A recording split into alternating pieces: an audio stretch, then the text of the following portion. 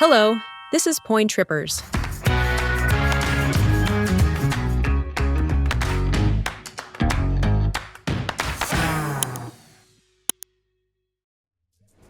A trip without mom. My husband and son completed their 7-night, 8-day Egypt adventure, which, thanks to a sudden delay, turned into an 8-night, 9-day journey. I'm grateful that they returned safely, and I'm thankful that the two of them made wonderful memories and learned so much about ancient Egyptian culture and more. Today, I'd like to look back on their trip and see if it really was free, just as our concept suggests. We'll take a moment to review whether this trip was truly free, in line with our free travel concept. For this trip, we used credit card points and benefits to cover international and domestic flights, hotels, tours, and some entrance fees. Cash was spent on meals, remaining entrance fees, tips, and so on, totaling $589. About $89 over our original $500 target. Now, I'll share how we made even that $589 disappear, making the final cost of this trip truly zero. First, let's talk about flights. 2 round-trip tickets to Egypt were booked using 160,000 points, collected through the American Express Gold Card.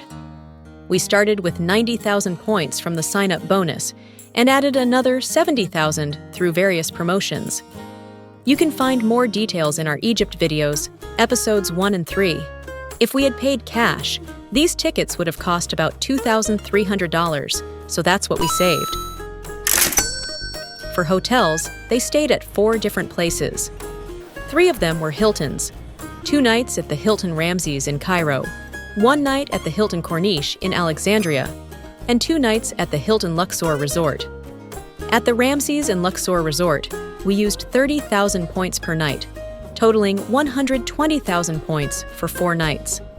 At the Hilton in Alexandria, we paid 9,000 points plus $100 in cash. The 129,000 points came from the sign-up bonus on the Amex Hilton card, and the $100 in cash was covered by the $50 quarterly credit from the Amex Hilton Surpass card, using both my card and my husband's. At all the Hiltons, we received minor upgrades. Based on the upgraded rooms, we can estimate the value at about $200 per night for 5 nights, so roughly $1,000 in total. The one non-Hilton hotel was Pyramid View Inn, where they stayed for 2 nights in a room with a direct view of the pyramids and the Sphinx. The total cost was $200. However, we booked through Delta's own hotel booking site, Delta Stays, and paid with the Amex Delta Gold Card, which gives a $100 annual credit. So, we made 2 separate reservations, one in 2024 and another in January 2025. This allowed us to use the $100 annual credit for each calendar year. If we hadn't gotten those credits, we would have spent $200.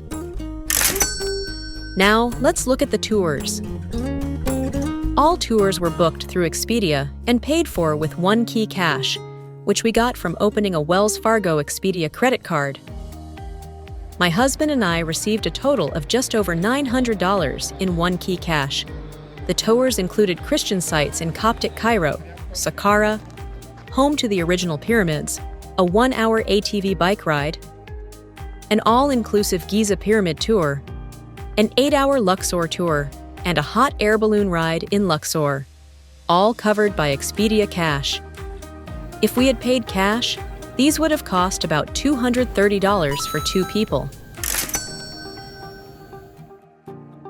Additionally, on the last day of the trip, they flew business class from Luxor to Cairo using Expedia One Key Cash.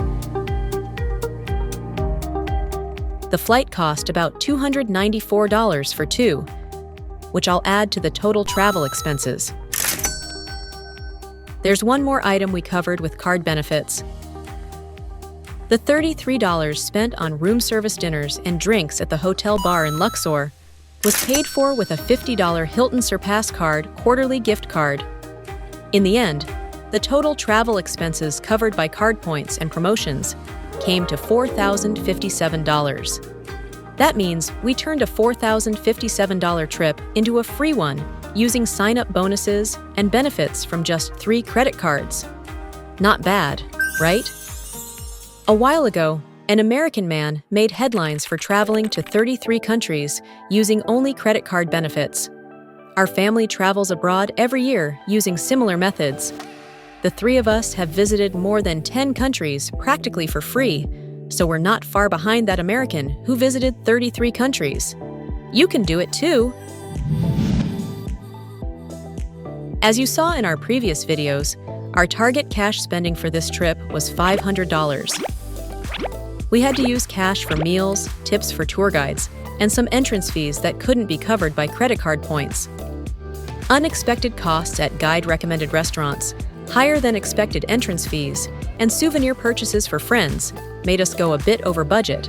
So, I'll include the full $589 in our total travel expenses, so we can see the real cost of a 2-person trip to Egypt.